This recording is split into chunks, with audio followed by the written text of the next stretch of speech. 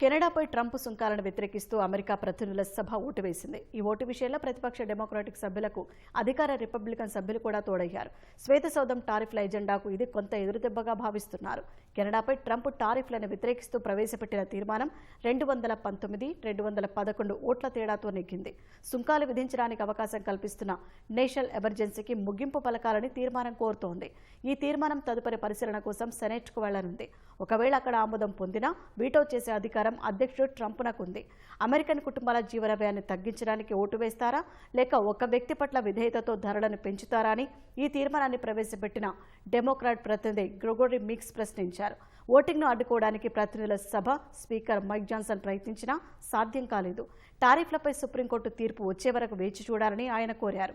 Canada నుంచి అక్రమంగా drugs సరఫరా అవుతోందనే కారణంతో ట్రంప్ సుంకాలను విధించారు. ప్రతినిధుల సభ తీర్మానంపై తాము నిరాశ చెందామని శ్వేతసౌధం ఆర్థిక మండలి డైరెక్టర్ కెవిన్ హౌసెట్ అన్నారు. అయితే తన సుంకాలను అధ్యక్షుడు రద్దు చేయనివ్వబోరని స్పష్టం చేశారు.